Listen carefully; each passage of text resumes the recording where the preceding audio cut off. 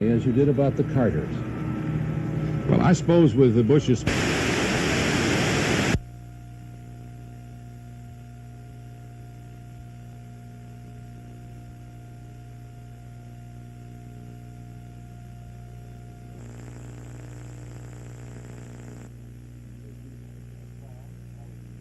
because of his absence, and so she's a strong, intelligent, independently minded woman who has her own set of friends here in Washington, as so many political wives do. And 5 very successful children, and she says that she raised them, I think I've got these figures right, in the first 16 years of their marriage they had 17 separate places to live. And I think that's a trial that a political wife, we spend too little time thinking about how difficult things can be for them.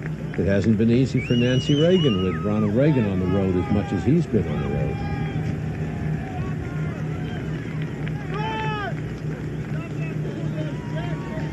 We've got reporters, John, along the parade route. We've heard from Andrea Mitchell, and we've now got George Lewis along the Pennsylvania Avenue.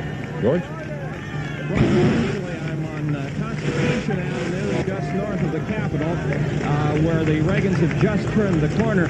The scene that they'll be seeing in just a few minutes as they head west on Constitution Avenue, north of the Capitol, is a street lined with crowds on both sides. As they get to the west side of the Capitol, the crowd swells quite large. It'll be a few minutes before they get there because the parade is behind the bands, heading at about march speed, so I imagine we'll be averaging about 2 or 3 miles an hour as we go down Constitution and then turn on to Pennsylvania Avenue en route to the White House. And very enthusiastic crowds waving at the Reagans and the Bushes as they go down, heading toward the White House. Roger? Well, it's me. Thinking about that photo truck that you see right in front of the Reagans, they have a wonderful view of the people on either side, but looking ahead, this is an interesting shot. You see the white truck with the television transmitting equipment on it, and just to the left there, you a moment ago had a better view of it, the truck full of photographers. There's a series of steps built on the back of that truck so they can take this picture. This is what the photographers see, and the Reagans, when they look forward, see just about only the photographers. They don't see much of the avenue. There we go again, getting in the way of the story. Huh? It's a media world. They're coming down the hill now on Constitution Avenue. And while they're going at this marching pace, we will pause and be back with more coverage of the inaugural parade after this.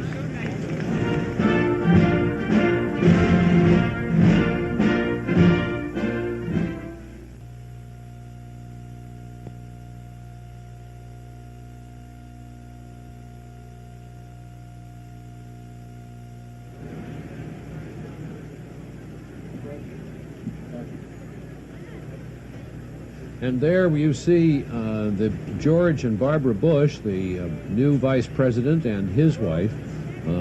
There to the left of your screen, Mr. Bush's familiar wave to the crowd. Stop draft registration, it says. Keep your promise. Anti-draft people talking to, trying to get a message to the president, new president. And there you see now coming down off the hill with the old Senate office building in the background there to the left, the presidential motorcade. Behind us on this picture is the phalanx of motorcycles and other troops which are leading this parade. The parade has assembled at various points along Pennsylvania Avenue and will just tuck in behind the president as he comes along. A lot of people out, cloudy, but not cold at all. People in these cars will, without their police escorts, disembark at the White House and climb into the reviewing stand, the heated reviewing stand that's there, built on the north lawn of the White House.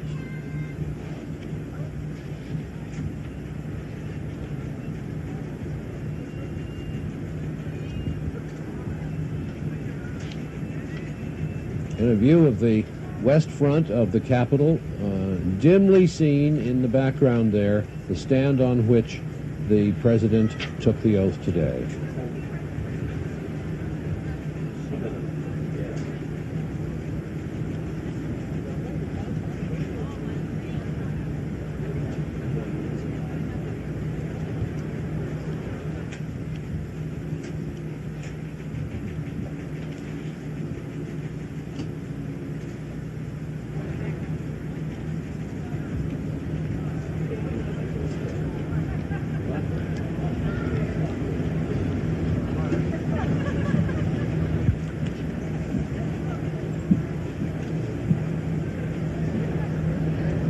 Well, Roger, I think our part of the coverage here is about to come to an end. The parade is underway.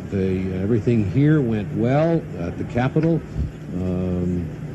It's been a pleasure working with you.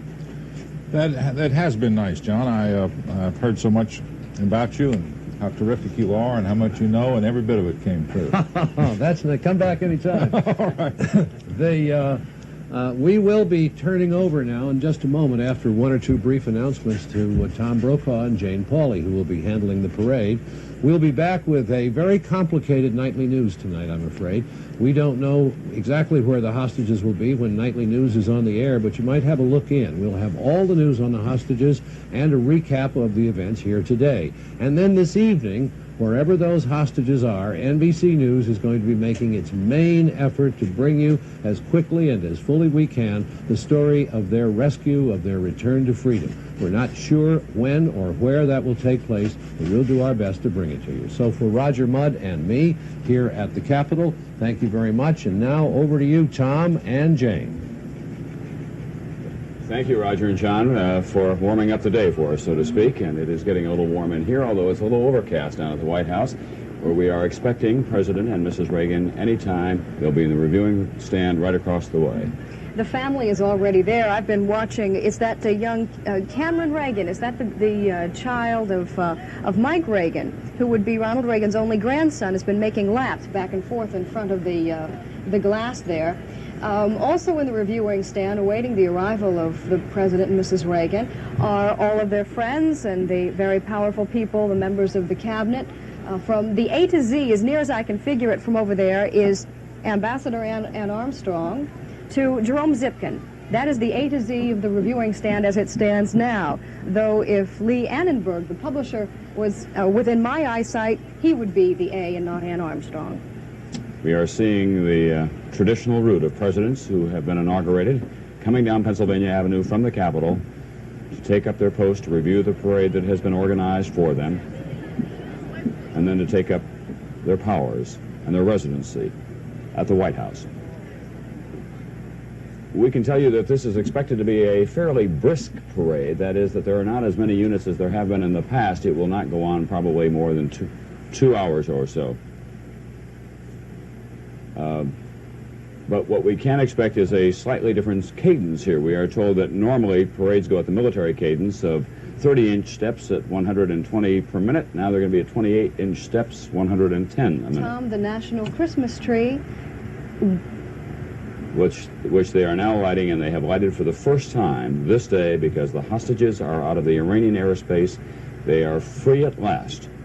And so this country can not only breathe a sigh of relief, we can get back to business as usual. Second time, actually, isn't it? They lighted the tree for 10 minutes at the request of the hostage families, I believe, for 10 minutes only before Christmas. It was 1 second for every day in captivity, or some formulation that they had worked out. Yeah. And they had lighted it actually briefly before that. The phalanx of Secret Service men, Tom, walking aside the President's limousine reminds me the Secret Service had put up about 100 Secret Service types nearby the parade route here overnight, and the D.C. police ticketed all their cars overnight and towed them away. I don't think they had as difficult a time getting the cars back, by the way, as you and I went.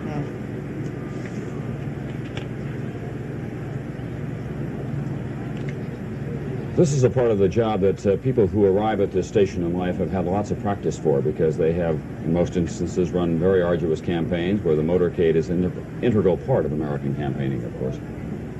We'll be back with more coverage of the inauguration of Ronald Wilson Reagan right after this word.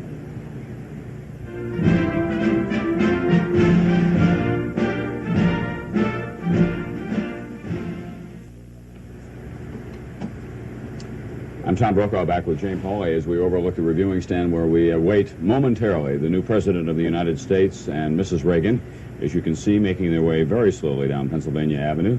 They will be greeted in the reviewing stand by the new members of his official family and the old members of his personal family, including his grandson, his brother Neil, and Dr. Loyal Davis, who is the father of Nancy Reagan, someone that we haven't seen very much, but he was a great influence on her life, we are told, and somewhat of a political influence in the life of her husband, Ronald Reagan.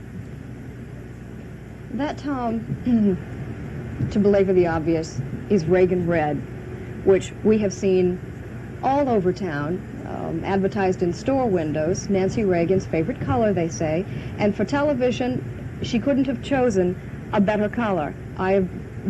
Watching her throughout the coverage this morning, a wide shot with 100 people, 1,000 people, you see Nancy Reagan because of the bright red dress. Out there among all those people lining this parade route is NBC News correspondent George Lewis. George? Yes, Tom, I'm riding in the parade. We're being told now to move it up, so maybe we'll be heading your way a little faster now. As the parade winds down Pennsylvania Avenue, Ronald Reagan is looking at enthusiastic crowds on both sides, some of them waving their state flags. A few demonstrators here and there, some demonstrating on behalf of the Equal Rights Amendment, others belonging to pacifist groups, but primarily people just here to sightsee rather than to demonstrate, to wave at the new president and his wife, and the new vice president and his wife. John Chancellor reported a little bit earlier that the temperature was 56 degrees. It seems to have cooled down a bit since then. The clouds have come out. It's not quite as sunny as it was before. So it's a little bit brisk for Mr. Reagan as he waves to the crowd without an overcoat on, Mr. and Mrs. Reagan there. And as far as we can see, it's just wall-to-wall people. We had a rehearsal a couple of weeks ago for this event, and some of the cars that were involved in the presidential motorcade tried out the parade route, and the streets then were absolutely devoid of people. But now they're crowded all around, looking for a good vantage point, some of them perched atop statues on the sides of the streets. And that's what Ronald Reagan is seeing as he and Nancy go down Pennsylvania Avenue. I'd say we're averaging about 3-4 miles an hour. That should get us to the White House in about another 15 or 20 minutes. The parade route is just a little over a mile long, 1.2 miles long. And there you can see a magnificent view of the Capitol in the background as we head sort of northwesterly on the route that will take us to the White House.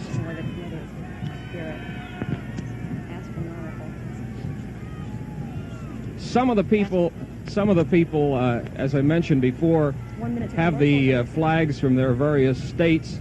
Mr. Reagan should be passing now by a bunch of people who are carrying a California flag, some of his fellow Californians at this point. There is also a sign that the Reagans passed just a few minutes ago which says, "Bands start playing here." So when the bands that will be involved in the parade come to that point, I guess they'll strike up for the benefit of the crowds. Shortly, Mr. Reagan and Mrs. Reagan will be coming up on the bleacher area. The people who came here to sit in the bleachers will be paying between $15 and $100 for the seats. First Lady.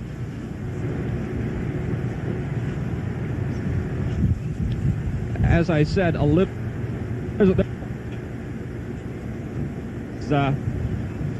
climbing up one of the statues that line Pennsylvania Avenue. This is obviously a happy occasion because of the news of the hostages. Some of the people in the crowd have signs about Iran, And obviously there is that awareness among the people in the crowd that this is Okay, a we'll be happy back with way. more coverage of the inaugural parade of Ronald Wilson Reagan as he makes his way down Pennsylvania Avenue to that reviewing stand over there. He'll be reviewing it with his new Vice President, George Bush, and the Marshal of this parade, General Omar Bradley. We'll be back with all of this in just a moment.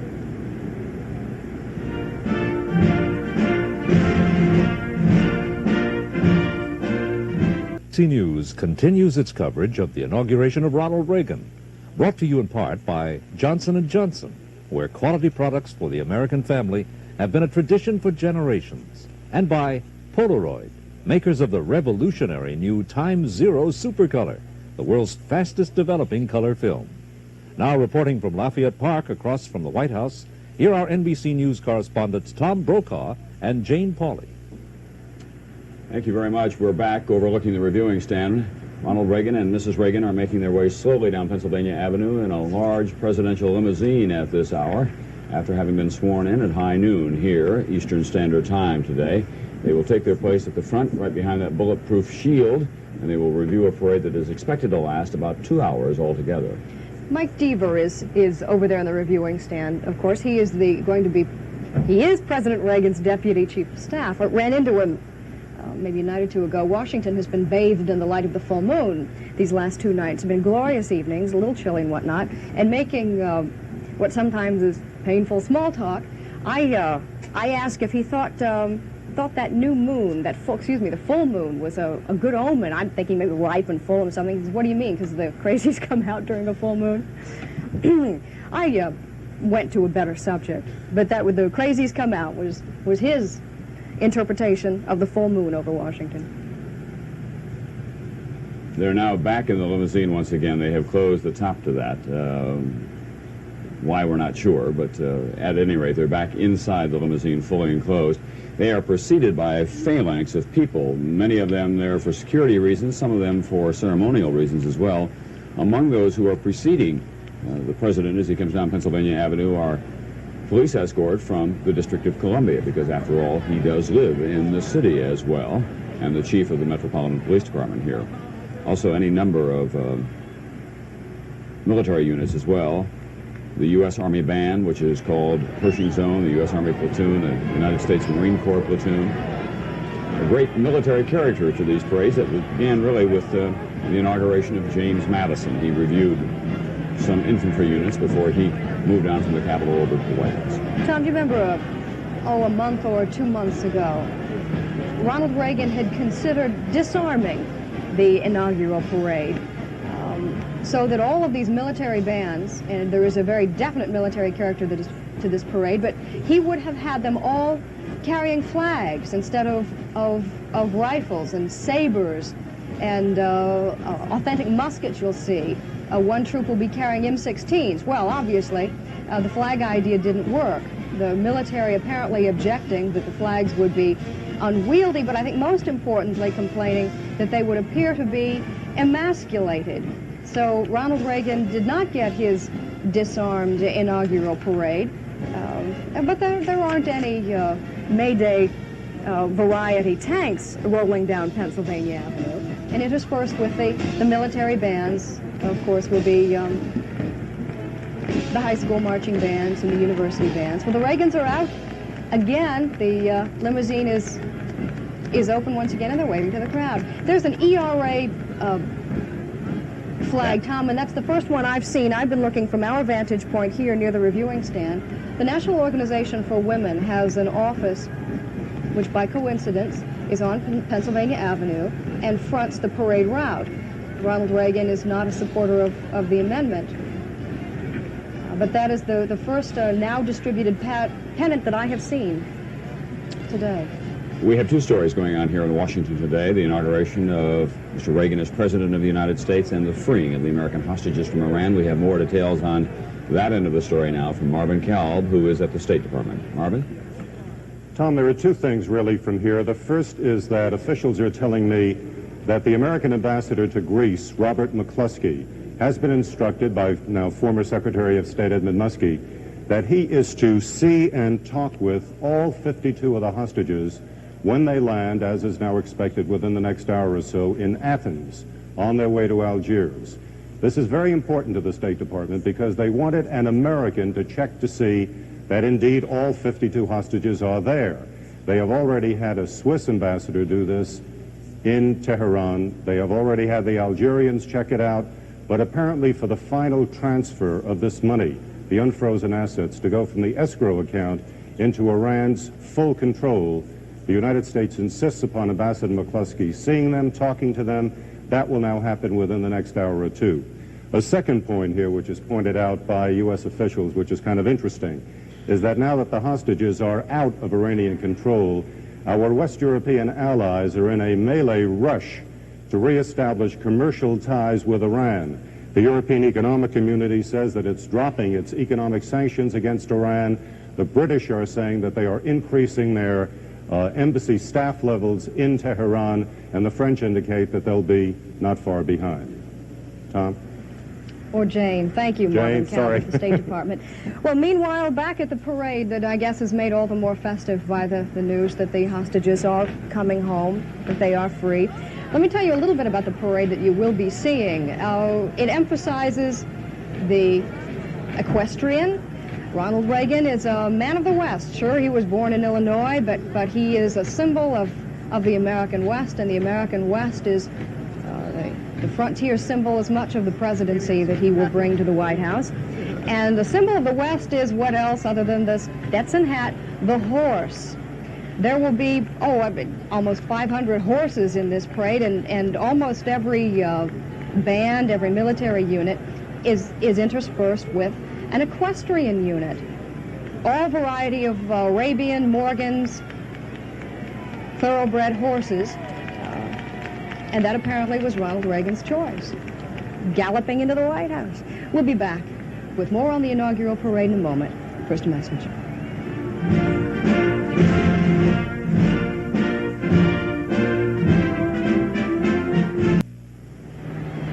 We are back at the parade route. You see the President and Mrs. Reagan standing in the limousine waving to an enthusiastic crowd. 25,000 bleacher seats available, but you can assume that 1 million or more people will be lining the streets, either in the bleachers or standing, to catch a glimpse of the 40th President of the United States and Nancy Reagan.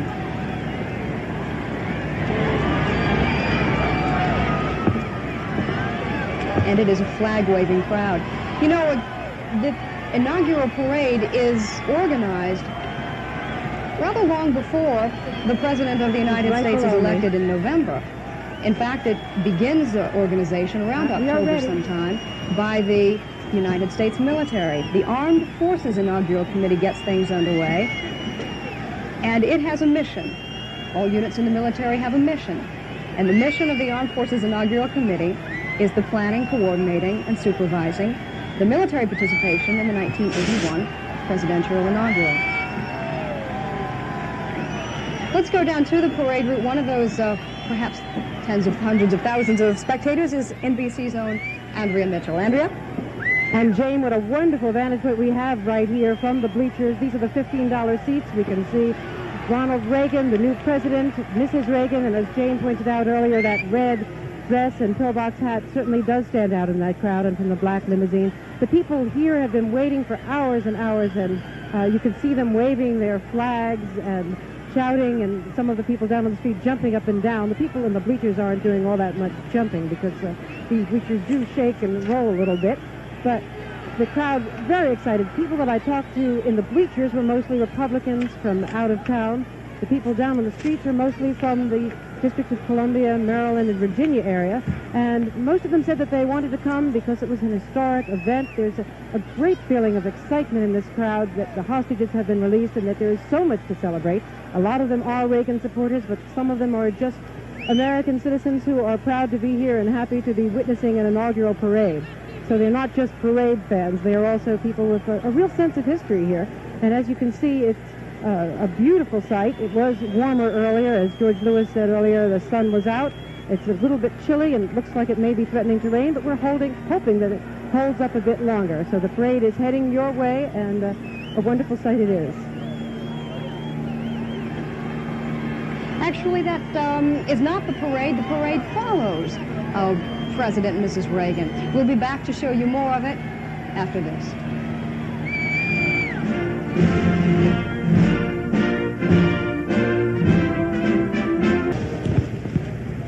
Well, we're back along the parade route, and we're watching the reviewing stand in addition to, well, frankly, the reviewing stand is what Tom and I are seeing live. We're watching the parade on television like you are.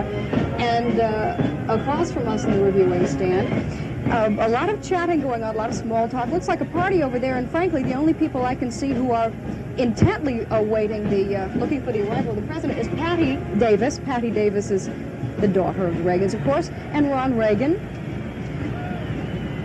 The motorcycles that are leading the parade now past the reviewing stand, finally, Tom and I are watching the parade live. They're in the formation of a V, and the reason they're in the formation of a V is to symbolize the theme of this parade, a new beginning, and the direction that the Reagan team is pointing for these next 4 years. You are looking in the front row there, that's Neil Reagan on the right, on the front row. That's the president's brother. He has said that he's going to be totally out of sight for the next 4 years. He's not interested in being a famous presidential brother. Now you're seeing some of the military units that have been accompanying the president down Pennsylvania Avenue. They'll be drawing up in front of the White House here momentarily. Ronald Reagan's brother Neil, Tom, as you observed, apparently didn't get the letter or ignored the advice. He's wearing a business suit and a red tie, not the formal wear that Ronald Reagan is wearing, the stroller, not the morning coat officially. Neil Reagan, being his own man, intends to be low profile, I guess. They're very close, the brothers.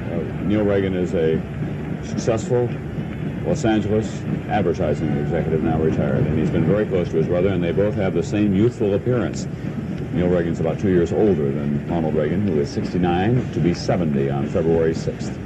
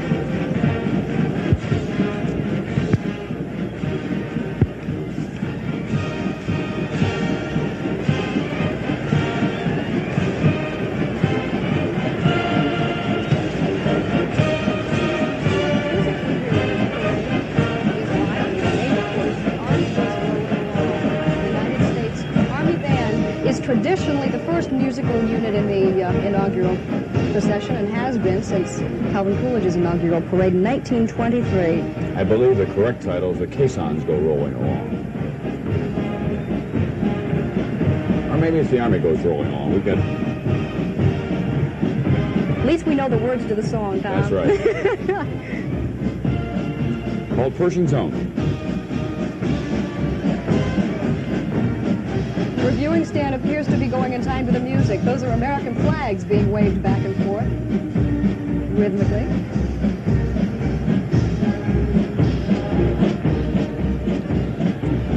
We'll have continuing coverage of this inaugural parade for President Ronald Reagan, and we'll have coverage of former President Jimmy Carter arriving back home in Plains, Georgia, in the south of Georgia, in just a few moments. But first, this message.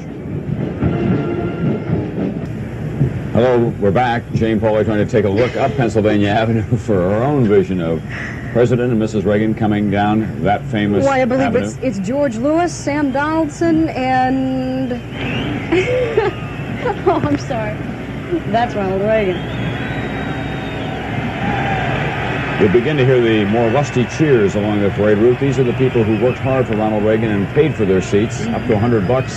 for the seats that are closest to the presidential reviewing stand. They're bleacher seats, no fancier than others. The proximity is a little better, of course, and you have an uninterrupted view. Lots of American flags in that group. I had to explain my reference to our news correspondents, our own George Lewis, who was leading a part of the parade, riding in an open convertible and reporting on it. We'll be getting reports from him, as we have throughout the morning. Good work, George.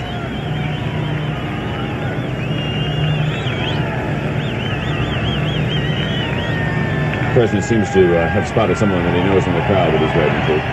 A lot of Californians came here for this. It was a long trip for them, of course, but he was governor out there 8 years, a resident of that state for a long time, a genuine Westerner.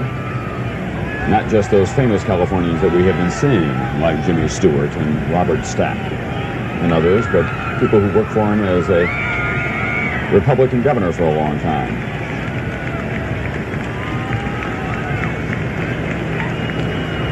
Now he is drawing abreast the reviewing stand, as you can see.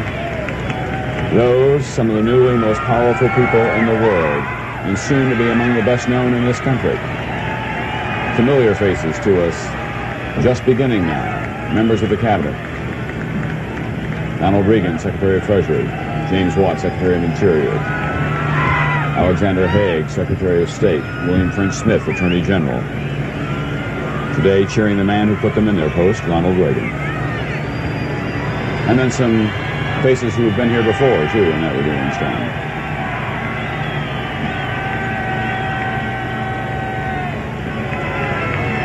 A lot of cowboy hats in that crowd as well, Tom, being there often and saluting the man from the West.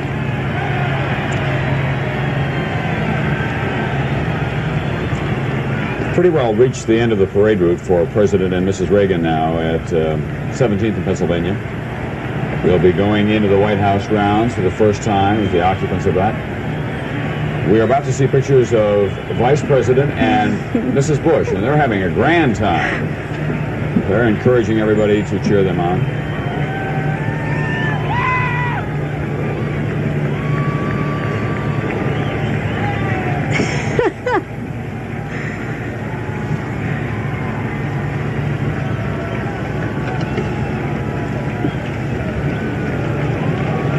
For those of you familiar with Washington, that's 17th and Pennsylvania, that next intersection up there, and on the left is the old Executive Office Building.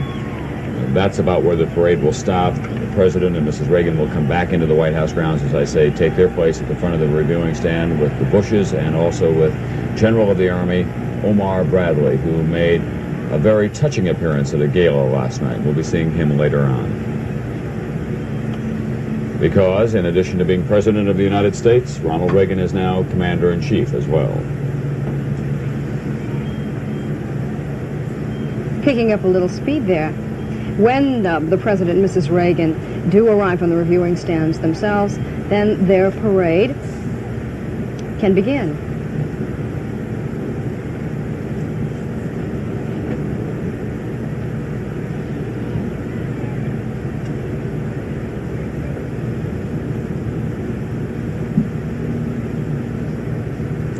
The new President of the United States, the 40th President according to some, this the 39th President as he arrives back in Georgia. Live pictures now from what may be a rainy day in Georgia. A press corps assemble for the return of James Earl Carter to his homeland.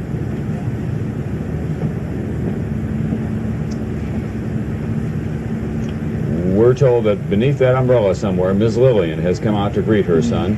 And he's giving her a greeting embrace. You can just see her in the background there. He'll be now going to a covered dish dinner in his hometown of Plains, among the people that he knows best in the world, even after having been President of the United States for 4 years. There'll be helicopter there. Maxine Reese, one of his friends, has organized a kind of big welcome home Jimmy rally. And it is a bash, Tom. They intend to eat and be merry and dance and celebrate the homecoming of Plains' favorite son. He may not be in Plains very long. He is scheduled to go to Wiesbaden, West Germany, to greet the American hostages when they arrive there. We are told that they are due in Athens for a refueling stop before too long. He was denied the opportunity as President of the United States, to say to this country, the hostages now are free after 48 hours of final, frantic negotiations. There's a man who seems to be at peace with himself, nonetheless.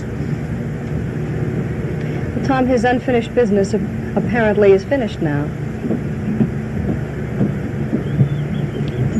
We'll be back with more of Jimmy Carter's return to Plains, Georgia, with the inauguration parade of President Reagan and all of these festivities in Washington, D.C., in Plains, Georgia, and wherever the news takes us on this extraordinary news day. But first, this message.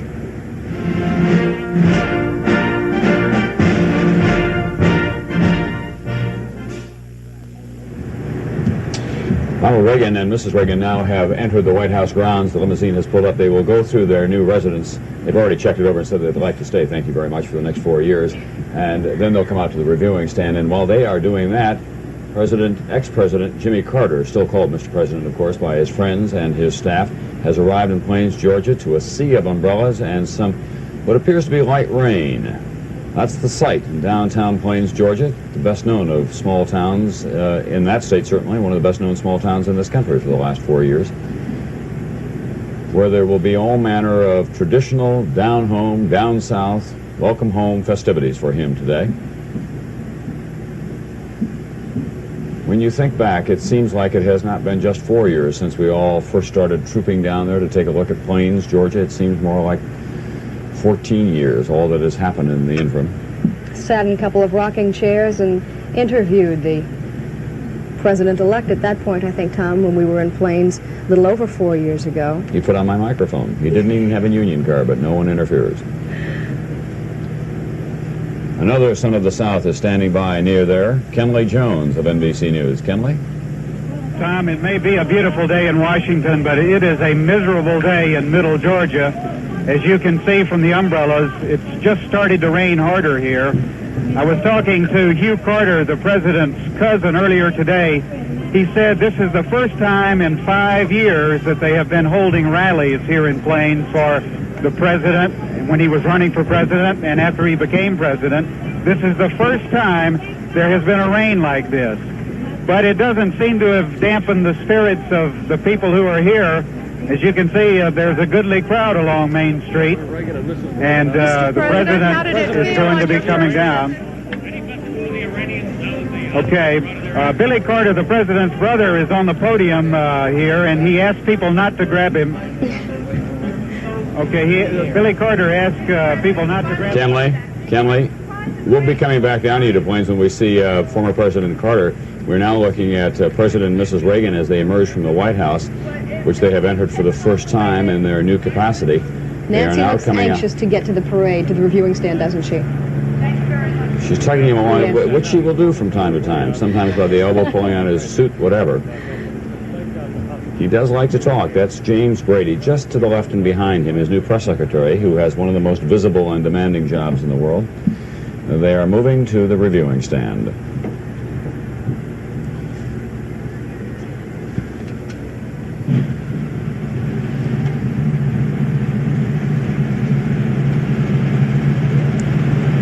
The reviewing stand is on its feet, anticipating the arrival of Ronald and Nancy Reagan.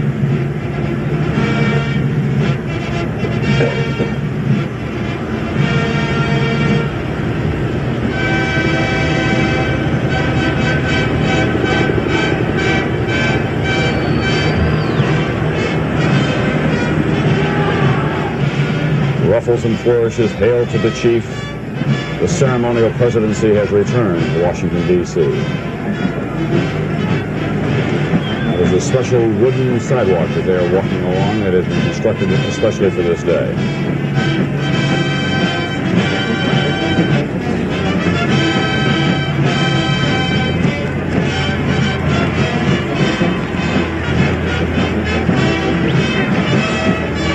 Ronald Reagan first began running for president in 1968. His dream is realized on this day. It must be becoming very clear to him as he enters this position now to join his friends, his supporters, his advisors, his helpmates in this new administration. Mayor Barry of Washington has arrived. and Mrs. Dillard. In the blue outfit is Barbara Bush. We'll be seeing them join the Reagans in the front row. Mrs. Reagan giving tiny kisses to her members of her family, including her daughter-in-law there, married to Ronald Reagan. And the president now is talking to his brother Neil and his sister-in-law and saying hello to his grandson, Cameron.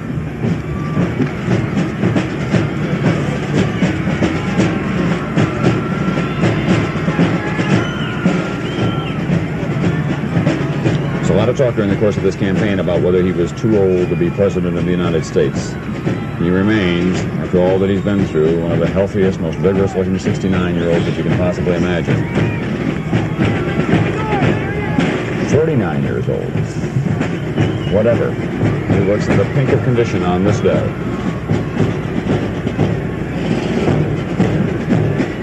Okay, what will happen is that Ronald Reagan will say hello to some more folks. He'll sit down in those chairs and he'll begin to review his parade. And we'll be back with all of that right after this word.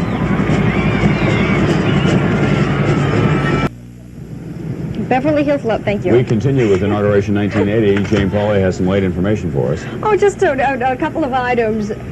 Almost immediately after the swearing in, our correspondent Bill Lynch reports members of the Reagan staff were installing new color photographs of the President and Mrs. Reagan in frames near the Oval Office.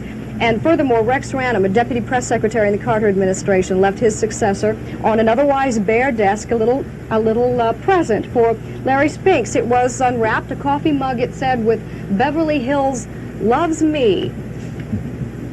Larry Spinks is from deep in the heart of Mississippi. I don't know whether he's ever been to Beverly Hills. Mm-hmm. He's a kind of a carryover from the Ford and Nixon days, worked on the Hill, and he'll be a member of the press team in the new Reagan White House, along with Jim Brady, who's the new press secretary.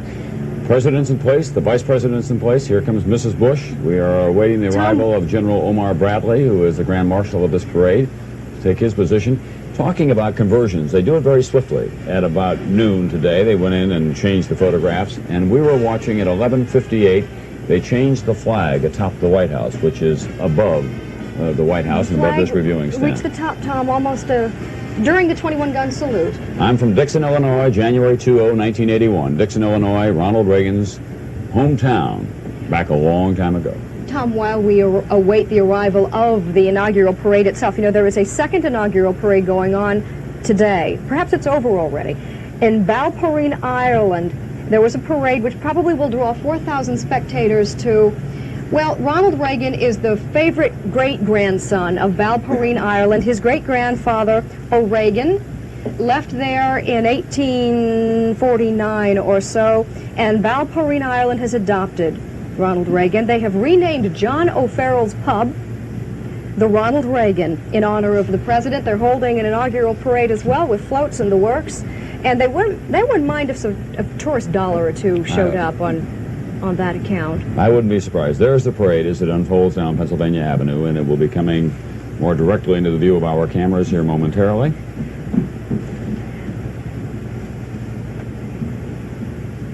A little kibitzing going on, working the crowd in political parlance. There's Mrs. Reagan while they await, and the president. If we can just take a look at the reviewing stand once again, you'll see them over there with their family. Yeah, and we want to show you on this day the homes and the ex-homes and the ex-presidents and the new presidents. We're going to be going back and forth between Washington, D.C., Wayne George, Amy, Mrs. Carter, President Carter. They have returned, obviously, to a rainy day in Georgia. Big boutonnieres.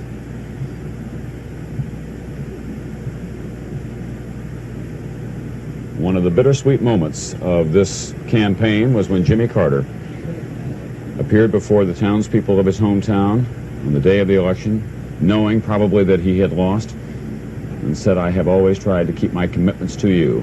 And it was at that point that his voice broke and his face was slightly contorted. Finished his speech and returned to Washington, and indeed the prophecy of his pollster Pat Caddell came true in landslide proportions that evening. Judy Woodruff reported, I believe, Tom, that he knew at that moment. We think the gentleman with the mustache is Maureen Reagan's intended. We're not sure, but we Yeah. believe that he is. There's Maureen, so we're guessed that she would show up on this day with a man that she intends to marry. She said he's real cute, about 6'5" or something, didn't she? And then we get married in June or July, not in the White House, I asked, probably in California. You remember, Tom, 4 years ago about this time, President Carter was sending little warnings to members of his staff who were cohabitating, if you will, that perhaps they should marry. Looking over the list of guests in the review stand, David Stockman is unmarried, Office of the Budget. He brought a date. We don't know what he's talking about, but he loves... Ronald Reagan is a man who dearly does like to talk, and he's obviously told him something, and everybody in the reviewing stand is craning to hear whatever it is that he has to say. He's walking back and forth, obviously having a good time, like a man at his own lawn party, which in effect it is. Only in this case, the lawn is the White House lawn, and we'll be back with more. But first, this word.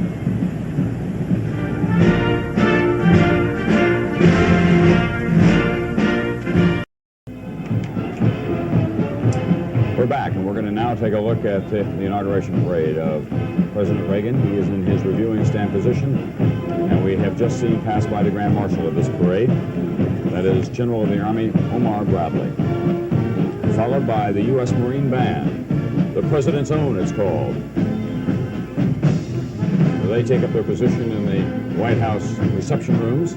Whenever the President has an occasion of one kind or another, he'll be hearing them a great deal in the next 4 years.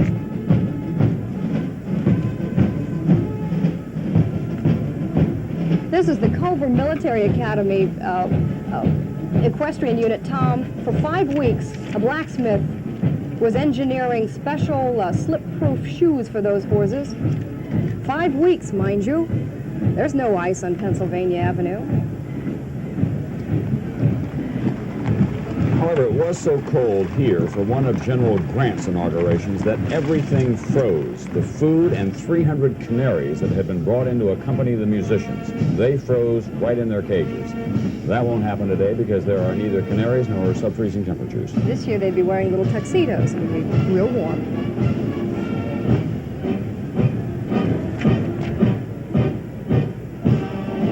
From West Point, the United States Military Academy Band.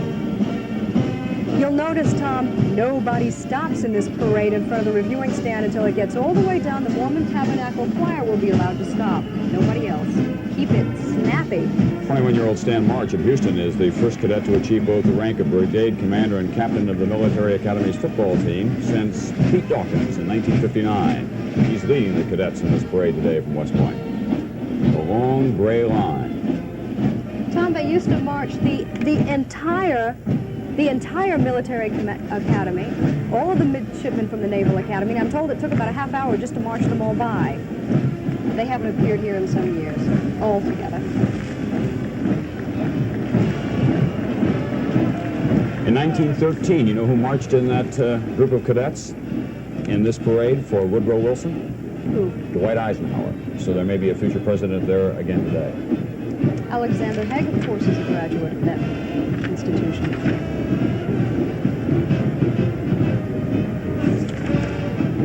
We are, this parade is coming to us by region, not state by state. Not every state will be represented in the parade, but we're beginning with the Northeast, and this is from Connecticut, the Connecticut Governor's Horse Guard. And I told you there are going to be a lot of horses in this parade, and I don't know necessarily one breed for another, but I read that these horses are of mixed breed.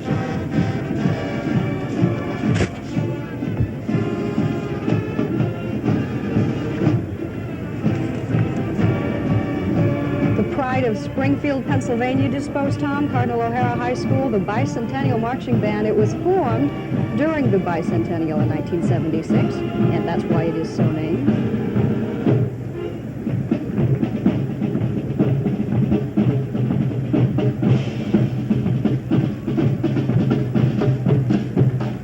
They say many of the bands were chosen, partially cynics would say, because they were telegenic. Well, they sound nice too, but these are red, white, and blue, very colorful, interesting costumes. And they were telegenic. And award-winning bands. In the O'Hara case, they have received excellent in every competition in which they've been engaged. This is the 1st Troop Philadelphia City Cavalry from Philadelphia, Pennsylvania. It's the oldest military organization in continuous service in the United States Army. The group founded November 17, 1774, served under George Washington.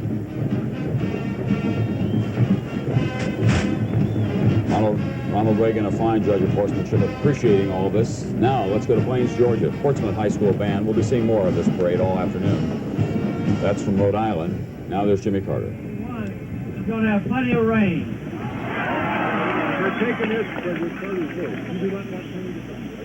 There's no way for me to describe how I feel now, but I would like to say, although I haven't had a chance to see my bed either Sunday night or Monday night, that in the last few hours I've had a lot of very emotional experiences.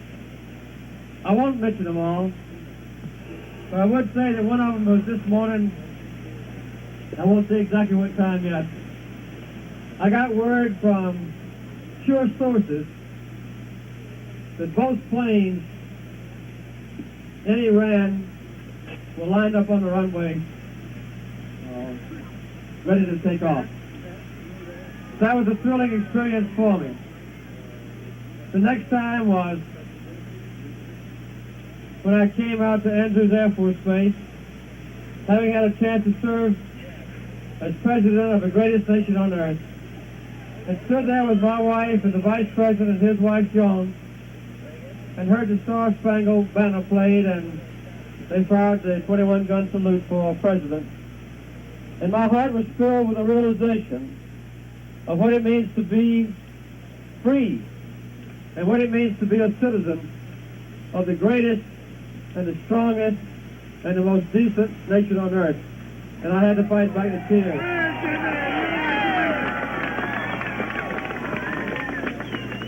And for the last 14 months, Rosalind and I and the Secretaries of State and others have stayed in close touch with the hostage family.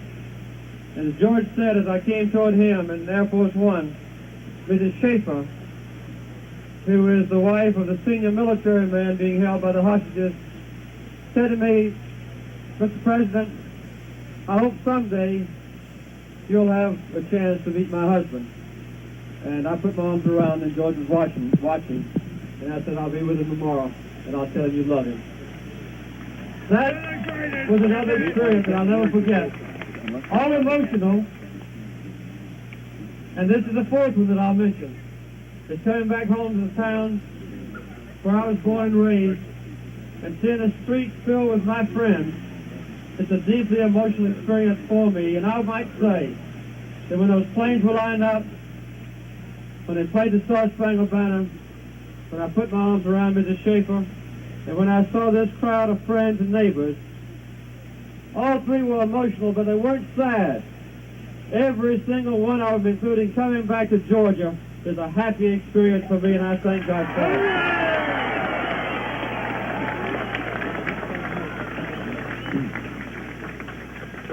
There are still restraints on me, some self-imposed, some agreements with foreign nations about mentioning the American hostages who have been held so long in Iran. But I have not had a chance yet to make a statement about them. And I thought because of the intense interest in these 52 people around the world that I would say a few words to you about them.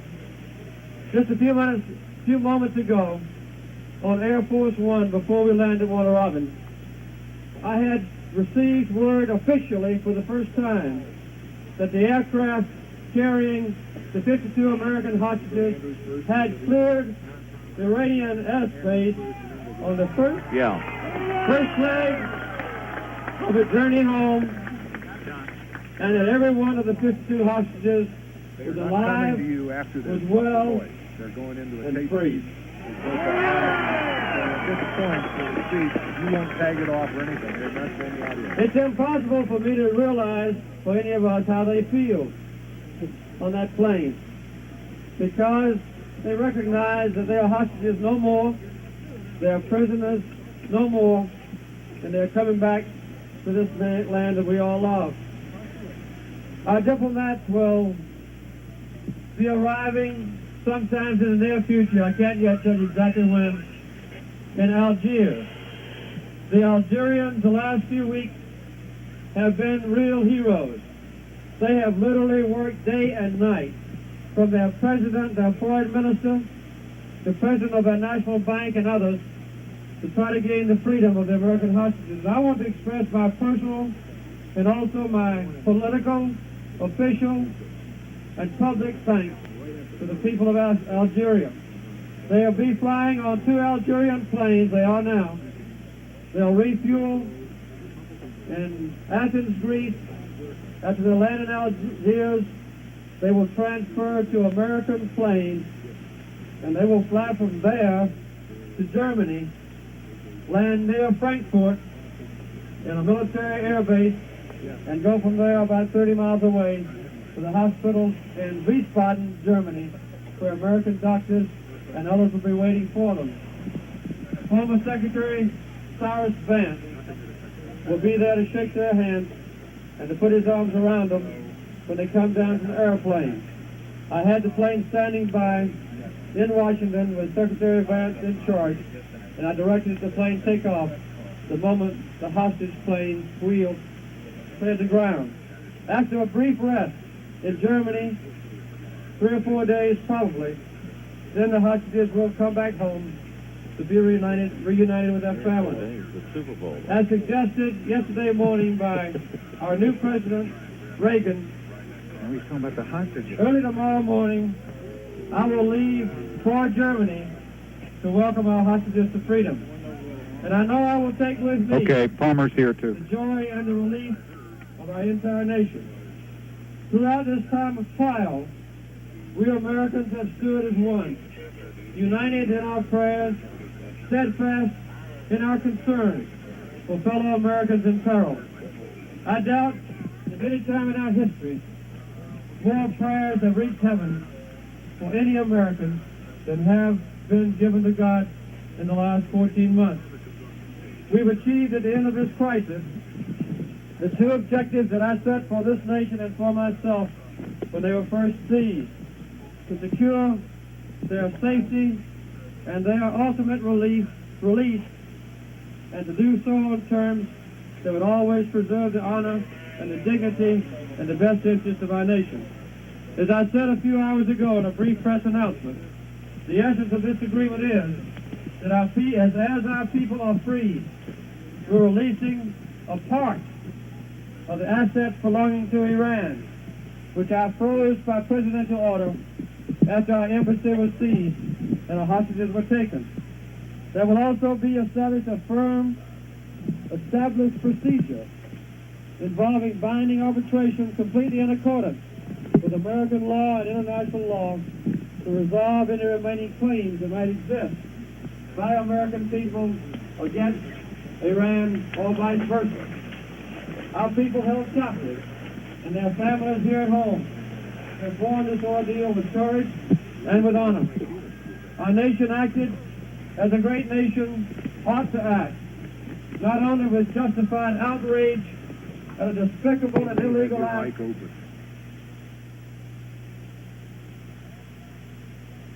purpose and constant restraint in the face of severe provocation, working always to uphold the law in the face of lawlessness in Iran. We've kept faith with our principles and our people, and as a result, we've reached this day of joy and thanksgiving. In closing, let me say that I want to thank all the foreign governments and people, literally thousands of them, who stood with us for these principles of international law and decency. I thank all those abroad who helped us in these many difficult ways and throughout these difficult months, and particularly, as I said, the government of Algeria.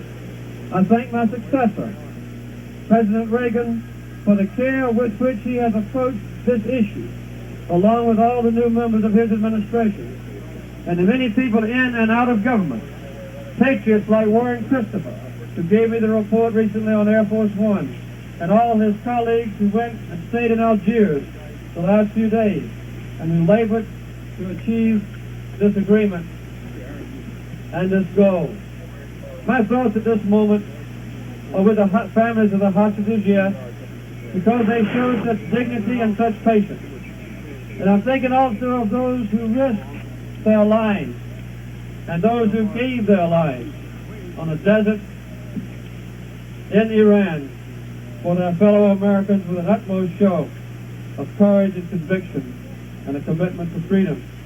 In this time of rejoicing, their sacrifice, their grief, their pride, their patriotism must not be forgotten by any American. And finally, I want to thank all of you, my fellow Americans, proud people, not naturally patient, who have stood by me the last 14 months in very troubled times, but thinking always about how can we keep those hostages alive, how can we ensure that they are not injured, how can we be sure they come to freedom, how can we protect our nation's interests. I thank you for your concern, your support, your patience, in a time that has so tested our national wisdom as well as our national will. As I left Washington, I directed as the last act as president that the light of the Christmas tree be turned on so that we can give thanks to God for bringing our hostages home.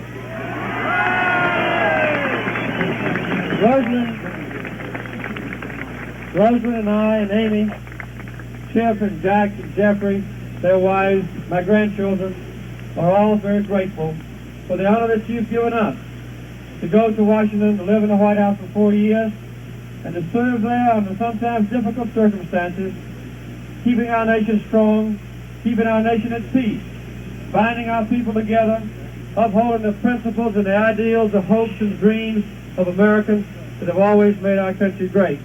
You've honored us beyond anything imaginable as I walk the streets of this town to sell boiled peanuts to the merchants in the stores here. And we hope forever to honor you with our lives in the years to come in being great Americans and being good Georgians and being good Sumter Countyans and good residents of Plains, Georgia. God bless you. We love you all.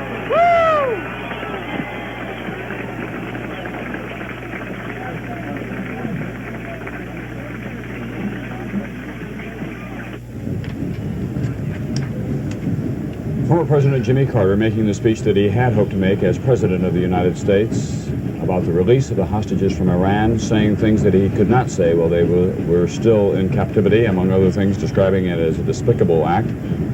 Probably the most touching moment came at the end when he talked to the American people, saying that we are a proud people, not naturally patient. And he was grateful and appreciative the way the American people stood by him as he tried to keep those hostages alive.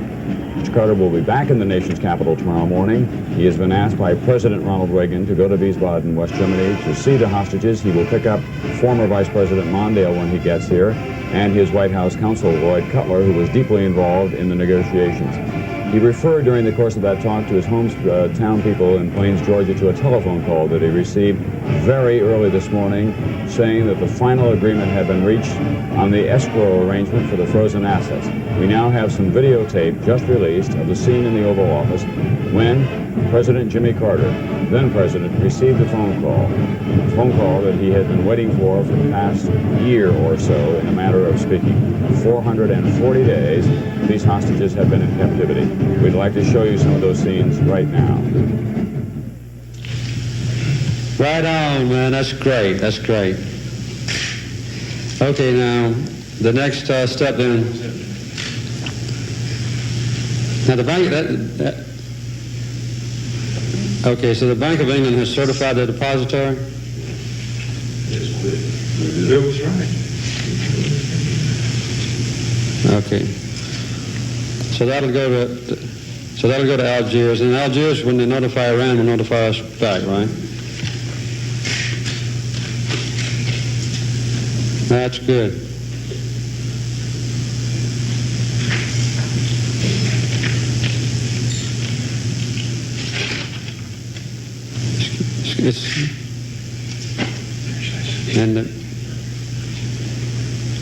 That's good. Little 7977. Jimmy Carter getting the phone call early this morning, that he'd been waiting for at least 48 hours, saying that the final hitch had been removed that in fact all the arrangements had been made to put the frozen Iranian assets in that bank fund in England, and the way was clear finally for the hostages to be released. But they were not released. They did not clear the ground in Iran until shortly after Ronald Reagan had been sworn in as President of the United States. Ultimately, it may have been the final act of the Iranians who have been fighting Jimmy Carter on this matter tooth and nail for 444 days. But today, he finally emerged triumphant in his hometown to announce what was going on. We're now back at the parade, passing before the review stand here. Statesville, North Carolina, the West Iredell High School Warrior Band. They're from North Carolina, but they're playing Wild Wild West music. The band slogan, by the way, is "May your moccasins make happy tracks in many snows, and the rainbow always touch your shoulder."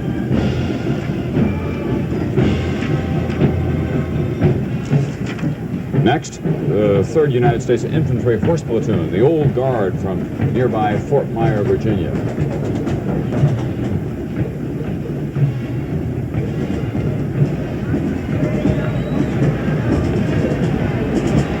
Tom, you know what's missing in this parade, don't you? With all of these equestrian units. They forgot the cleanup units. They call them tail washers, and they forgot them.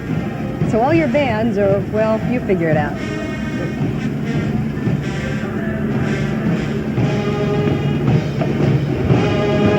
Still another military unit. In a matter of speaking, the United States Merchant Marine Academy staff. And the Merchant Marine Academy Band is actually trained by the British Royal Marines, and they use instruments that were all made in England. I don't know why.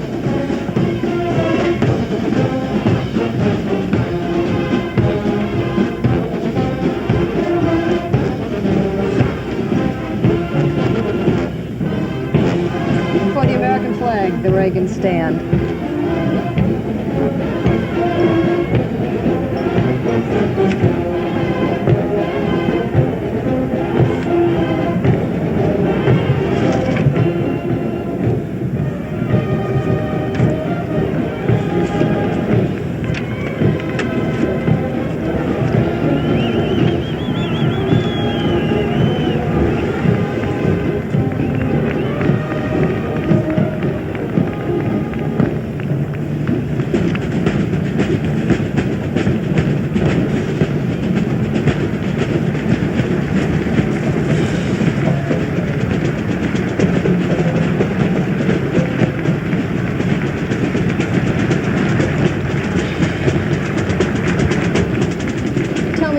Eyes left, but if I'm not mistaken, the eyes are not making contact with the president.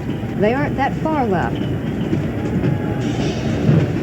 You can see President and Mrs. Reagan in the background coming now more clearly into your picture. They're having a grand time watching this parade. The president actually waving to some of the individual baton twirlers, for example, and kind of giving them the terrific thumbs up sign.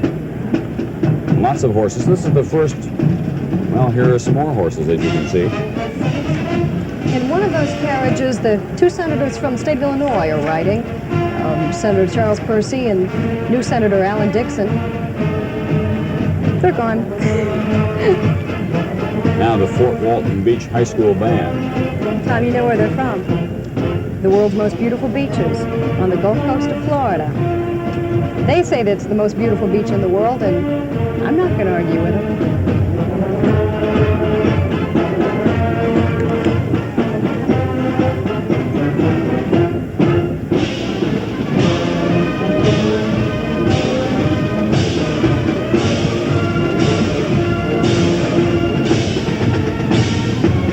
These bands have bake sales and car washes and community drives, sell raffles of all kinds so they can come here and march.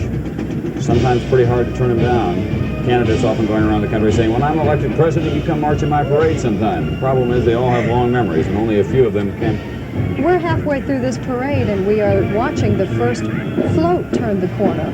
There are only 2 floats in this entire parade. 600 applicants altogether and about 25 bands.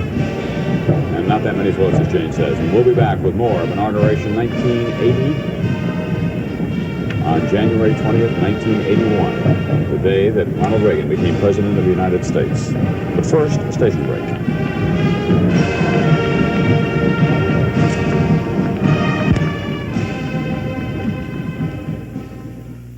We're back with more of President Ronald Reagan's inaugural parade. They're running about 10 to 15 minutes behind schedule right now.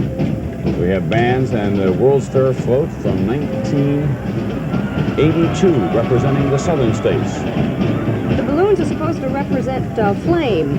The theme of the 1982 World's Fair in Knoxville, Tennessee will be Energy Turns the World, and there's a little energy balloon struggling to get out. That's pretty, 5,000 balloons. They're hoping that this will draw a lot of attention to Knoxville's ambitious plans for 1982. So far, they've decided to give a World's Fair, and they don't have as many acceptances as they may like to have. Thumbs Up. That's the name of a theme song here, as a matter of fact. Thumbs Up America. Lyrics by Sammy Kahn. Music by William Middendorf. You may not remember him as a great songwriter. He's a former Secretary of the Navy, but it's one of his hobbies. And a prominent Reagan supporter. From the University of Tennessee, from Knoxville as well.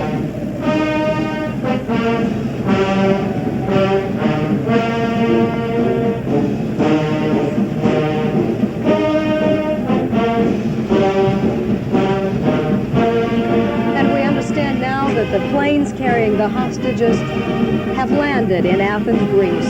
The hostages have touched down in Athens. Well, they will be looked over by the American ambassador to Greece to make sure all's well, and they will be refueling then in Athens. Next stop, Algiers. Robert McCloskey is the ambassador to Greece, and he has been instructed, we are told, to go on and count noses to make sure that we got all 52 out of there. We've struck a deal. Like any deal anywhere in the world, you want to make sure that your end of the bargain is being upheld, especially when dealing with the people that the United States has been dealing with in Tehran.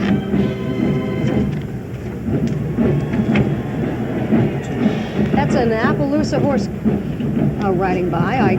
I know because I read it. During the course of the Reagan administration, we may all be riding horseback. I was going to say earlier, he's probably the best horseman to have occupied this office since Teddy Roosevelt. Now, Lyndon Johnson fans may have a lot of trouble with that, but Ronald Reagan is really an expert horseman. Loves the West, has not a working ranch in Santa Barbara, but a riding ranch, and has always had horses around.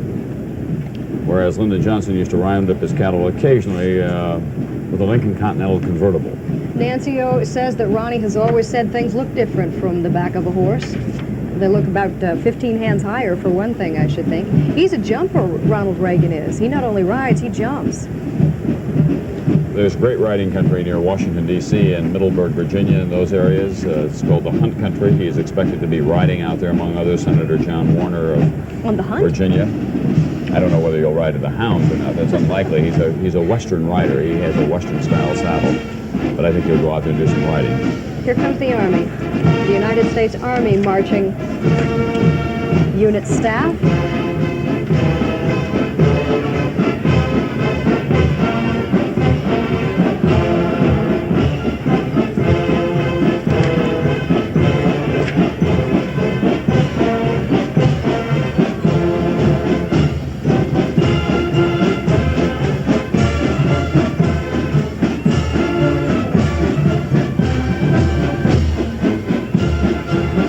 Special meaning, I guess, for General Omar Bradley, don't you think? He's been saluting all these units as they go by. Jimmy Stewart got a chance to salute Omar Bradley last night at the gala at the Capitol Center. That was a fine moment.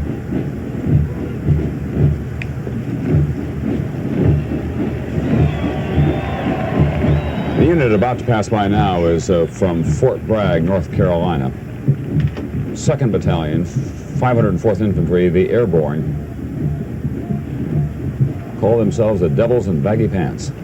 And they're carrying M16 rifles. One of the most decorated units in the United States Army.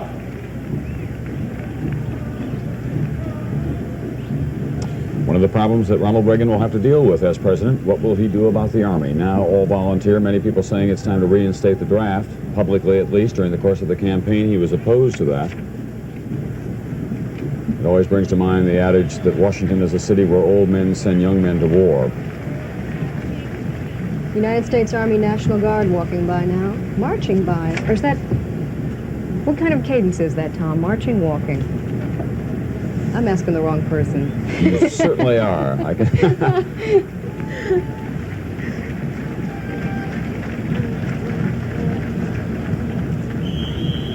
marching by.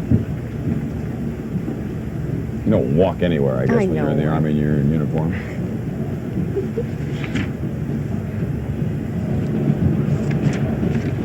From Chicago, Illinois, we're about to see the Medina Black Horse Patrol.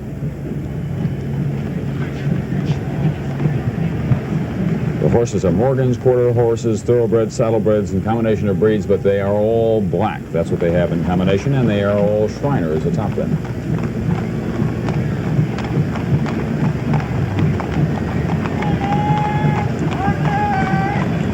These folks spend their own money to come to Washington to march in this parade, and then they get to talk about it for the next year wherever they go, to their friends and neighbors, their clients, people they're trying to sell things to. Proud moment. The Sohag Marching Band from Hutchinson, Kansas. They're playing, or they're supposed to play, Home on the Range. Is that Home on the Range I hear?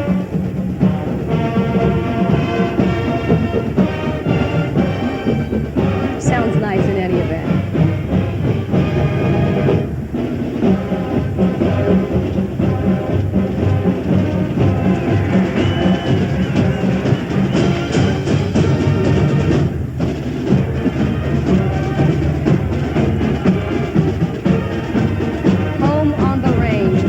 Song of the state of Kansas. Looks good too, those brand new uniforms.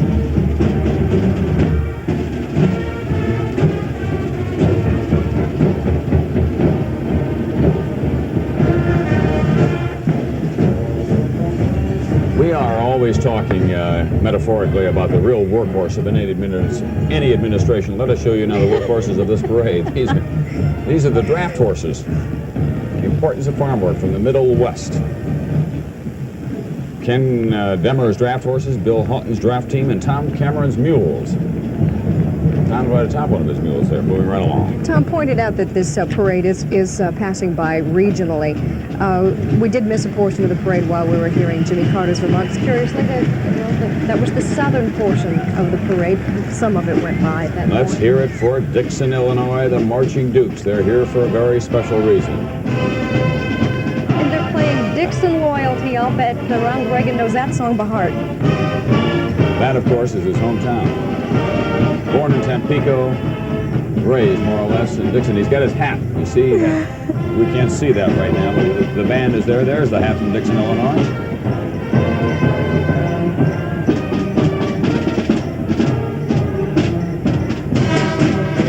They were not originally invited, and they were terribly disappointed, and they received a great deal of attention in their disappointment, and guess who got invited to this parade? And they bought brand new uniforms to come here, too. A unit now from the American Indian Heritage Foundation in Falls Church, Virginia, just across the river.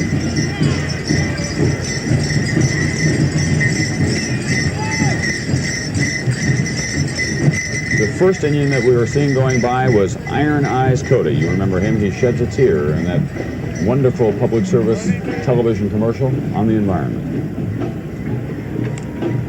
These are 11 Indian leaders representing some of the various tribes of North America, of which there are hundreds. We'll welcome the Trojan Band from Chesterton, Indiana to Washington, D.C. in the inaugural parade. State champions in Indiana for 3 years in a row. And that means something.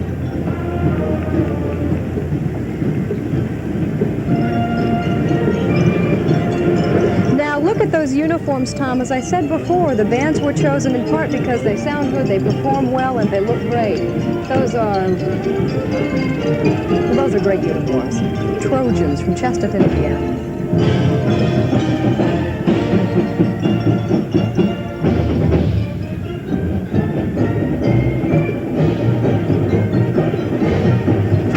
More horses. This one from Dallas, Texas, the Hello Horse Patrol. I think that there are almost 500 horses altogether in this parade. Fitting for this man who is so fond of horses.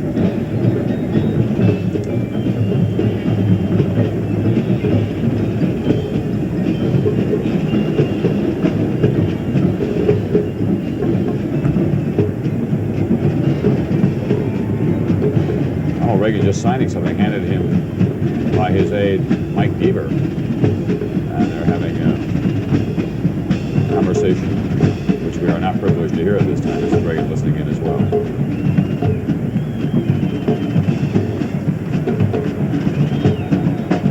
We'll get, as they say in Washington, a readout on that, we hope, later from Jim Brady, the new press secretary. President Les, very thoughtful look on his face. That's business, presidential business he's considering, don't you think? We're now seeing a couple of, these are people who were representing the military units that went on by, coming to greet him, and they'll stand there as the United States Marine Corps staff goes by, as you can see.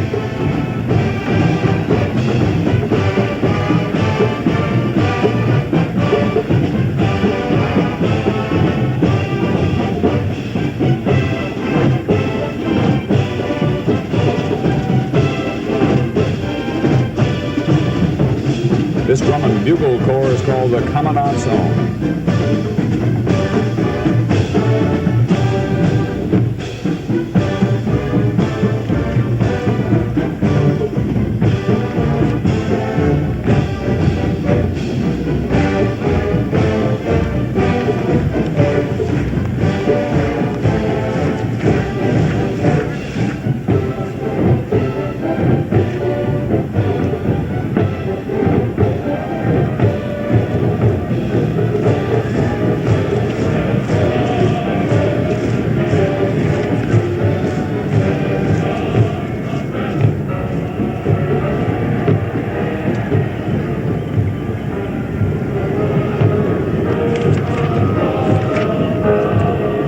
From Middle America.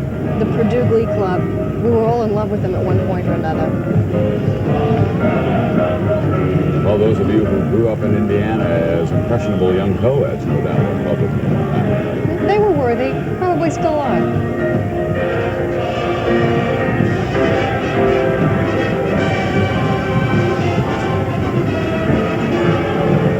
That float, by the way, was towed to Washington from Indianapolis on the Pennsylvania Turnpike.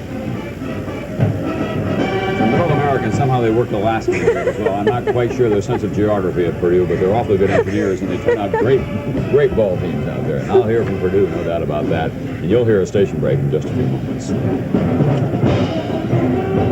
Willard. Stand, in this case, the Jackrabbit Marching Band from South Dakota State University, Brookings, South Dakota. South Dakota State, a fine agricultural and engineering school.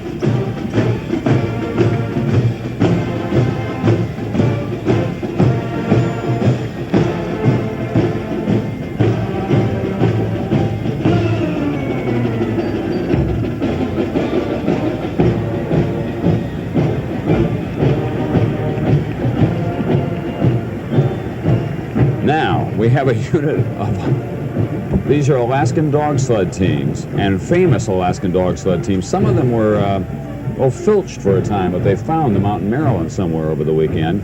At any rate, they've got their tongues a-wagging because it's not exactly Alaska weather here. It's pretty warm, and they're on wheels, not on their runners.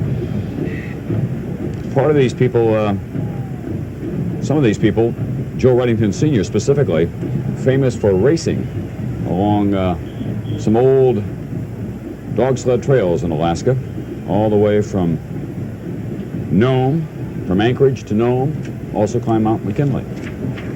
From Sacramento, California, the sheriff's mounted posse. Ronald Reagan himself has ridden with this unit as governor of the state of California. And I'm wondering why this Sacramento equestrian unit, Tom, is in the Middle America section. You can't blame this on Purdue. Well, they're just letting you know that Western America is coming next. I think that's the idea. There was one story afloat that Ronald Reagan was tempted to ride the new Arabian stallion that he received from Mexican President Lopez Portillo in this parade, and then was counseled against that. We don't know whether the story is true or not, but he could have handled the horse. There's no question about it. Would have made a dramatic entrance into his new administration. Now we move into Western America, as we've been saying here right along. From Boston, Massachusetts. That's why it's Western America. We give Sacramento to the middle part of the state, and then we... At the time of the old Ironsides, the USS Constitution, Tom, Boston was the West. Not as far west as you wanted to.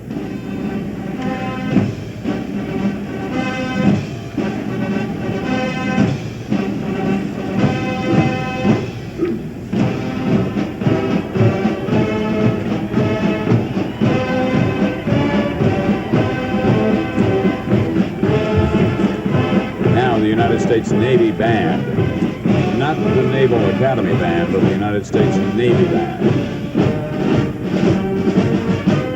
You may have heard them in your hometown. They tour the country regularly.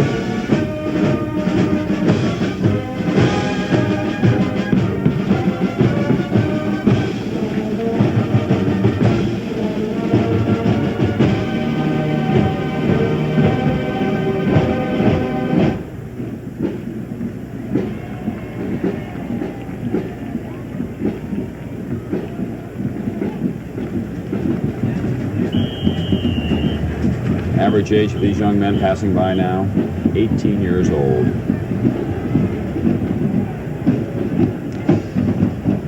They're out of the Recruit Training Center. The president's eye view of an inaugural parade.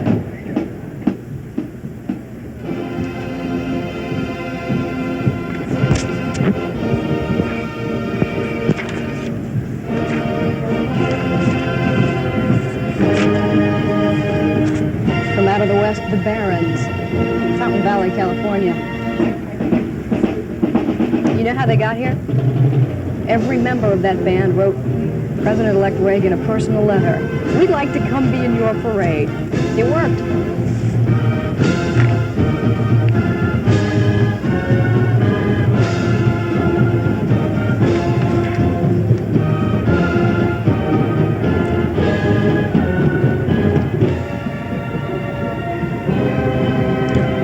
The side of Washington, D.C., you're looking over the grounds of the White House now. That's the Pennsylvania Avenue entrance. The front gate of the White House. And now we are looking off in the distance at the Treasury Department. In the foreground, you see the reviewing stand. The Presidente Andalusian horses, stallions, which carry their ancestry back to the same horses that brought to this New World Spanish conquistadors.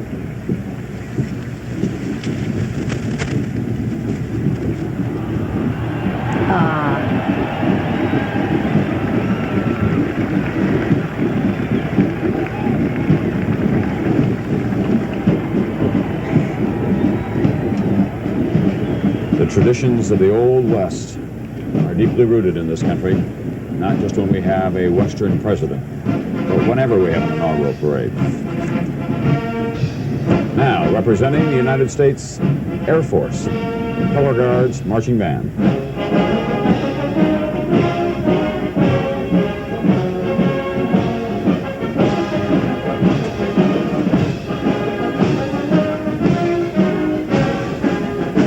These used to be all-male units, but now there are 6 women, we are told, marching with the United States Air Force Band. Women take more and more positions in military services.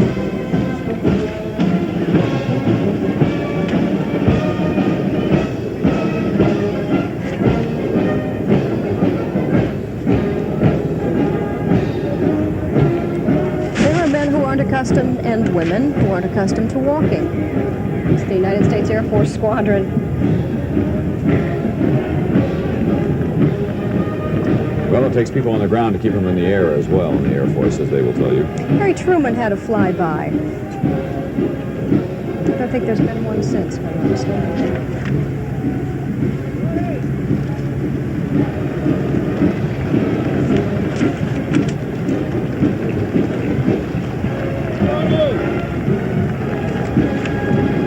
That's the Air National Guard going by right now, followed by the Air Force Reserve, I believe.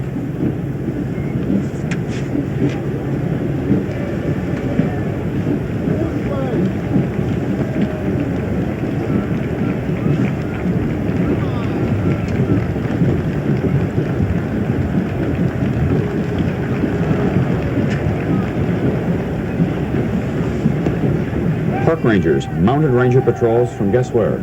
Cleveland, Ohio. An important city, one that Ronald Reagan no doubt will remember. It was there that he debated Jimmy Carter 1 week before the election. Many people believing that it was what made a lot of people in this country decide to vote for Ronald Reagan as president. And they saw them in that one-on-one confrontation in Cleveland.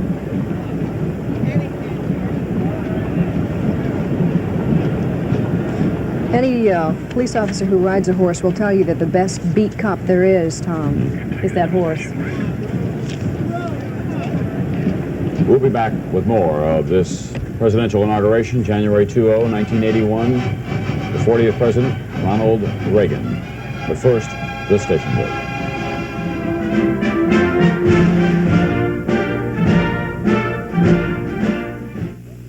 Wednesday on Real People. But no one is...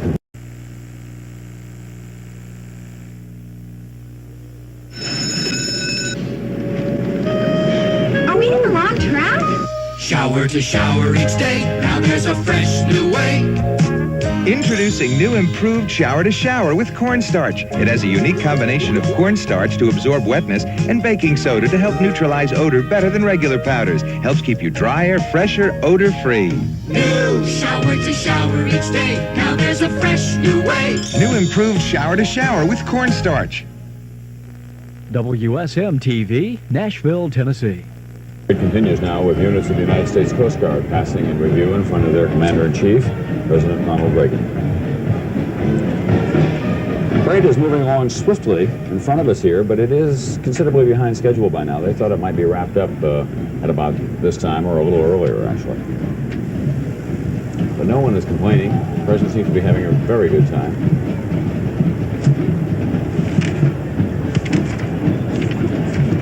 From San Fernando Valley, California, the California Rangers, a riding group, carrying the state flag.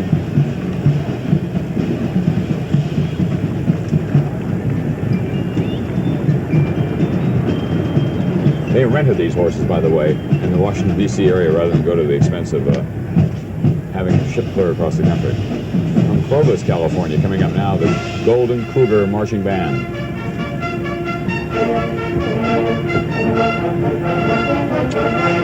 We're going to show you a plane now that is on the ground in Algiers. That's a medevac plane that came out ahead of the hostages. They are on a 727 that has refueled in Athens, Greece. May still be in the process of doing that. This plane was in Tehran, left there ahead of the hostages, and now has arrived in Algiers, where the hostages will arrive as well.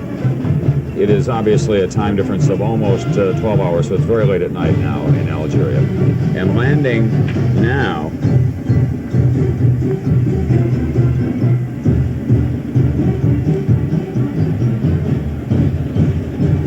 Tom, this medevac plane, if I'm not mistaken, can handle virtually any medical problem there is. They went from Wiesbaden, West Germany, to Tehran to take a look at the hostages. You remember there was an inspection of the hostages by doctors.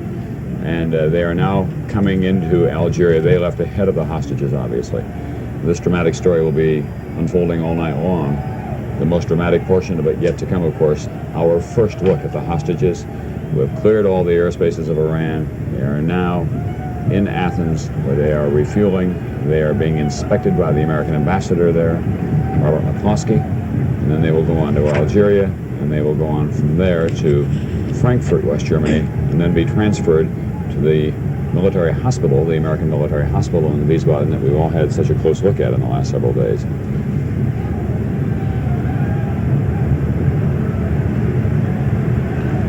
One of our correspondents who's been posted in Algeria during the course of this long story is Keith Miller, who's there now. We are told that the audio line, the sound may not be the quality that we would like, but we'd like to hear what he has to say nonetheless. Keith? As you can see, of the C-9 Nightingale medical evacuation planes has just arrived here in Algiers. The two planes came in from West Germany. The former hostages, when they get here, are expected to be on the ground for about an hour and a half before departing for West Germany. While here, the 52 Americans will be given a quick check by the military doctors aboard these two planes.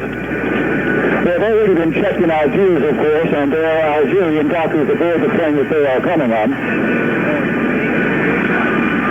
The first members of the medical team have departed the plane. They're waiting for the second plane to unload. There are some of the members from the plane.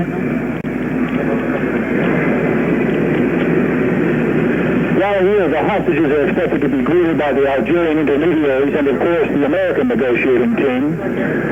There's some talk that they will be given a change of clothes and certainly some fresh coffee. The medical team is now moving into the VIP lounge where they will set up all of their equipment for, as I said, a preliminary check of the 52 Americans. This is Keith Phillips, NBC News at Algiers International Airport. Yell in my ear, just tell me. We're back in the reviewing stand now. So we understand that those medevac planes were flown from Frankfurt, West Germany to Algeria, where they will meet the hostages when they arrive there on a 727 jetliner that came out of Tehran earlier today. They are now accompanied by Algerian doctors. Understandably, the United States, as grateful as it is to Algeria, would like to have its own military physicians take a look at the doctors as well. We're coming up on the final float in this parade, and it is a remarkable one. It contains the members of the Mormon Tabernacle Choir, as you can see it, drawing slowly down Pennsylvania Avenue. It will be the final entry in the inauguration parade for Ronald Reagan. And the only unit in the parade that will be allowed to stop. Tom, this is a bagpipe unit. Before that float arrives here, this bagpipe unit from Salem, Oregon.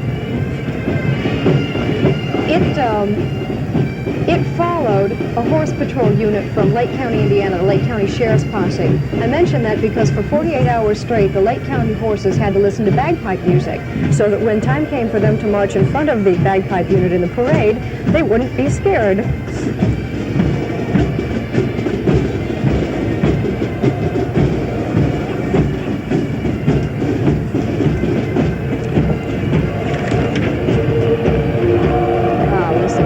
Tabernacle Choir.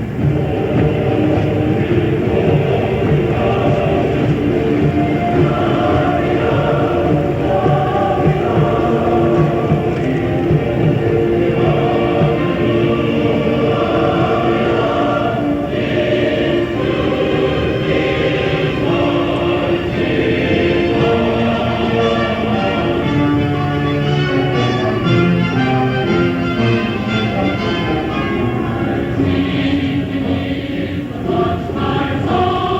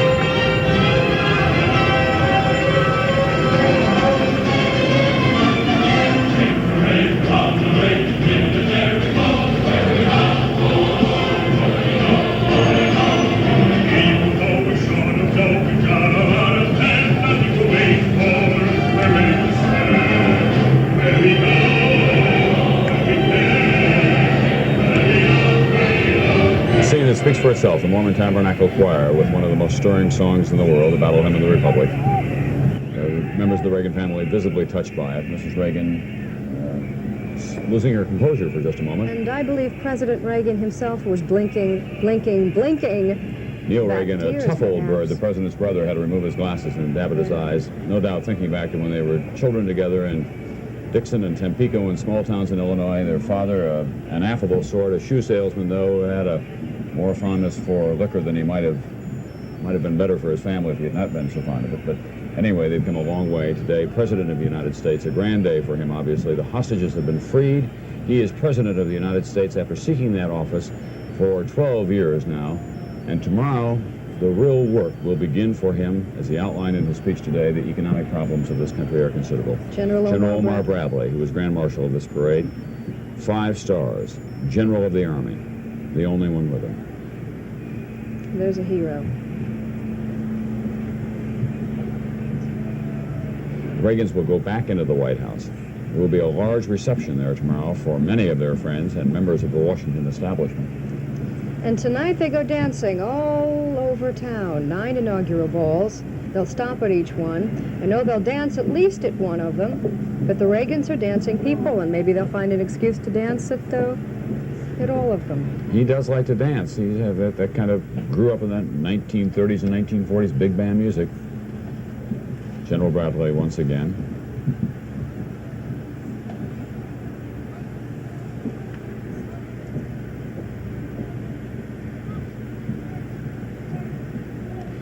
Reagan's speech was short today, and it was plain spoken.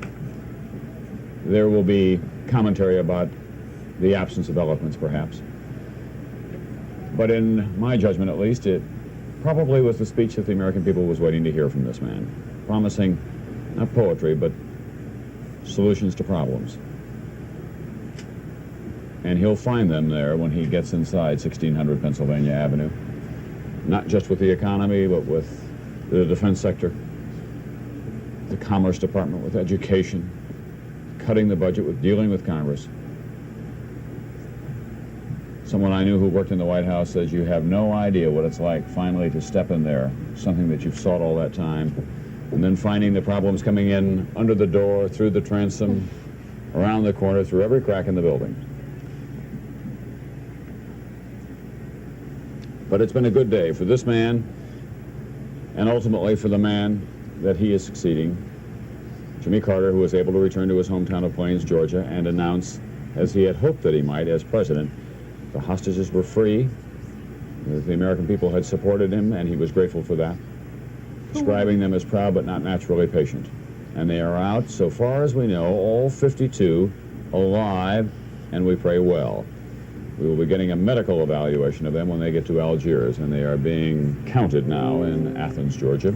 Athens, Greece. Ronald Reagan got his new beginning, just as the theme of the parade. And what is a new beginning anyway? A great new beginning is how he was described during the course of this campaign. That's the official theme of this.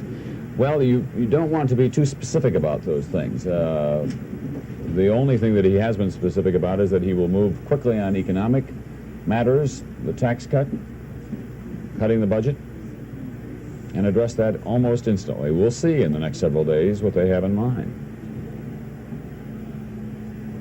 Because now the campaign promises are over, the transition rhetoric comes to an end, and performance counts. They're moving across the lawn of the White House and into their residence.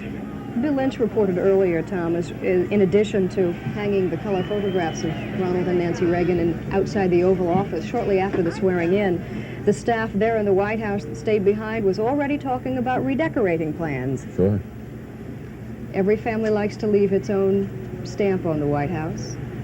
To a degree, the Carters made it very much a house and not so much a mansion. There was a dinner once where Rosalind was seen welcoming the guest herself at the front door, and when dinner was over later that night, Jimmy Carter walked the guest as they left individually to the front gate, waved goodbye, just Jimmy in the front of the house. Now, I don't know how the Reagans will. Well, they can be pretty down home, too. People who visited them at the ranch in Santa Barbara, which they hope to get to. That's Mike Deaver. They're walking alongside. You'll see a lot of him. We're pointing out these people, and their faces because they'll be so familiar. Just to the right of him is Edwin Meese III, who will be very close to the president. Chief of Staff, in effect. And will they always have something under their arms like that, Tom? Yep. Little business there. It's unending. When Gerald Ford first came into office, he tried to carry it all himself, and the pile got larger every day, and he finally gave it up. Newspapers, papers to sign, things to look at, whatever. And there, for my money, one of the best-looking pictures in America, the White House. Side of triumph, side of tragedy, side of achievement, side of failures from time to time, and we will see what it will hold for Ronald Reagan in the next 4 years. The gathered guest leaving the reviewing area, the longer hair there, is Billy Graham. Familiar profile. We'll probably be seeing him a fair amount in this White House. Marvin Calva standing by not too far from here. He's at the State Department where he has the latest on the hostage situation. What do you hear, Marvin? Well, what we hear, Tom, is that the plane, of course, is in Greece. Ambassador Robert McCluskey is going to greet all of the 52 hostages. And it is important to point out that this greeting on the part of Ambassador McCluskey is not in the way a policeman does it. This is a greeting that would be quite natural. He would be the first high-ranking, indeed perhaps even the first official American to greet the 52 hostages. There was a news conference here not too long ago, but it is embargoed for 8 o'clock tonight, so we can't give you the substance of it. But when Secretary of State, former Secretary of State Muskie left on his way to Wiesbaden, we talked to him about his general feeling, and of course he said he is elated. He feels that, like one of the hostages himself, he has been sprung, liberated. There are a couple of other points. This is clearly a tremendous accomplishment on the part of the outgoing Carter administration to be able to wrap up this long, lingering crisis just before they actually left power. The other side of the coin, it is a tremendous relief for the incoming Reagan administration that it does not have to deal with this crisis. It now can pick up the foreign policy slate reasonably clean. Another major point here, all officials are pointing out or expressing their enormous gratitude to the government of Algeria. And Secretary Muskie said to us that we can now expect an improvement in the bilateral relations between the United States and Algeria. It's not a quid pro quo. There is nothing specific, we're told, that we have promised Algeria, but the Algerians can now expect perhaps better economic terms, perhaps aid, perhaps a putting off of any debts that they owe us. And the final point is this, just as there is this gratitude for Algeria, there is this continuing kind of split-level bitterness towards Iran. Secretary Muskie was asked whether the Iranians might have held back, not allowed President Carter to get the full benefit on his turn, on his watch, so to speak. And Secretary Muskie, expressing what might be some inner bitterness, said they would be tempted. They are capable of acting that way. So at this particular point, the slate is clean, except for one thing. The European allies of the United States are already rushing to try to work out economic diplomatic terms with Iran because of its central pivotal position strategically, vis-a-vis the Russians, economically because of their oil. It's just a matter of time, it seems, before the United States itself begins to strike some better relationship with Iran as well. Tom? And the thing that we're going to be watching very carefully, one of the first acts of the Reagan administration perhaps will be a kind of general announcement, a new policy about United States attitudes toward the taking of American hostages, members of the diplomatic corps, embassies around the world. The early warning system sounded yesterday by incoming Defense Secretary Caspar Weinberger on the Today program, and I think that you can look for that fairly early in this administration because there are some volatile situations around the world. Well, we have concluded that part of the hostage story with wheels down in Greece, in Athens, Greece, and we have an inaugural parade that is wrapped up too. President and Mrs. Reagan back in the White House, President Carter back in Plains, Georgia. Everybody's home or coming home. The ceremonies are over. Ronald Reagan is President of the United States. The entire country wishes him well. He has a great deal that he hopes to accomplish, and we hope that he is successful in that. The real work begins tomorrow morning after the inaugural balls tonight. We'll have full coverage of those inaugural balls. John Chancellor will be here with NBC Nightly News, and whatever we can bring to you about the hostage story, we'll bring it whenever it occurs here on the NBC television network. NBC News will stay atop of this story. Thank you all for joining us on this remarkable day in American history. January 20th, 1981. Good afternoon.